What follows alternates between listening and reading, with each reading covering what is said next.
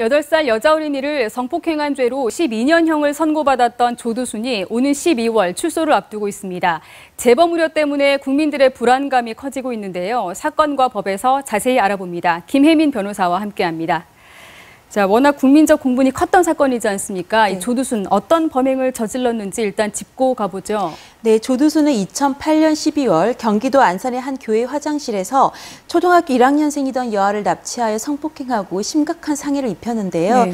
이 재판에서 음주로 인한 심신미약을 인정받아 징역 12년에 전자발찌 착용 7년, 신상공개 5년을 선고받고 복역해 왔습니다. 이러한 형에 대해서는 솜방망이 처벌이라는 비난도 당시 있었고요. 네, 벌써 12년이 지나서 이제 95일 뒤면 출소를 하게 되는데 네. 청와대 국민청원에는 재수감을 요구하는 글이 지금 잇따르고 있는 상황이죠. 네, 그렇습니다. 일단은 조두순의 그 악랄한 범행에 대해서 국민적 공분이 컸던 데다가 네. 이제 출소일이 다가오다 보니 국민적 두려움을 느끼는 것이죠. 그래서 조두순을 무기징역으로 해달라, 출소를 반대한다는 등의 글이 잇따르고 있는데요. 네. 사실 이러한 일은 이번이 처음은 아니고요. 출소를 앞둔 게 3년 정도 됐던 지난 2017년에도 이미 재심을 통해서 조두순의 출소를 막아달라는 국민청원 운동이 있었습니다. 네. 이게 재범 우려 때문이지 않습니까? 네. 그런데 재수감을 하려면 재심을 해야 되죠. 이게 가능한가요? 아니요, 사실은 불가능합니다. 재심이라는 거는 형사소송법에서 정한 특별한 사유가 있을 때 유죄의 확정 판결에 대해 청구할 수 있는 특별소송 절차이긴 한데요. 네. 문제는 어디까지나 그 선고를 받은 자의 이익을 위해서 할 수가 있습니다. 그러니까 반대로 조두순의 형을 가중하기 위한 형태의 재심 청구는 현행법상 불가능합니다. 네.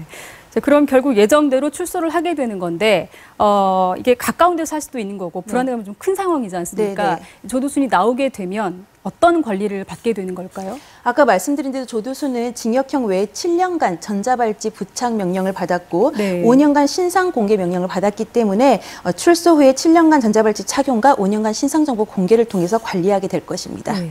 자, 그런데 이 전자발찌를 착용하고도 이 재범하는 사람들 많지 않습니까? 네. 예. 사실 올해 7월에도요, 광주 남구에서 성폭력 전과 3범에 전자발찌를 차고 있던 남성이 8살 여아와 그 어머니를 성폭행하려다 미수에 그친 사건이 발생했습니다. 네. 올해 상반기에만 해도 전자발찌를 차고도 30명이 재범을 했습니다. 전자발찌 부착 성범죄자는 제도 시행 후에 20배 이상 늘어났는데 전담 인력 증가는 이에 훨씬 못 미치면서 이제는 전자발찌 무용론까지 등장하고 있는 실정입니다. 네. 또 한 가지 이 성범죄자 정보를 확인할 수 있는 알림 이 사이트, 이 조두순도 출소하면 여기서 정보를 확인할 수 있는 건데 네. 이 정보 공개에 한계가 있다 이런 지적도 있는 상황이죠. 네, 맞습니다. 일단은 성범죄자면 그 신상 정보를 등록을 하게 되는데요.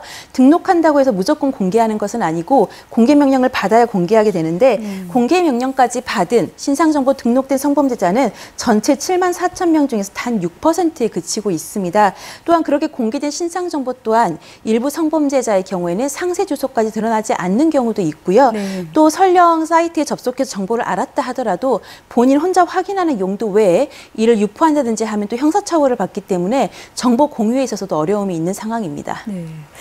또 하나가 미성년자를 대상으로 한 성범죄자 재범 막기 위해서 이 조두순법 시행되고 있죠. 그런데 네. 이것도 어려움이 많다고 들었습니다. 네, 이게 작년부터 시행된 건데요. 재범 위험성이 높은 미성년자 대상 성폭력 범죄자에 대해서는 1대1 보호 관찰이 가능하도록 해서 계속 재범 위험 있는지를 체크해서 전자발찌 부착 기간을 늘릴 수 있게 하는 내용인데요.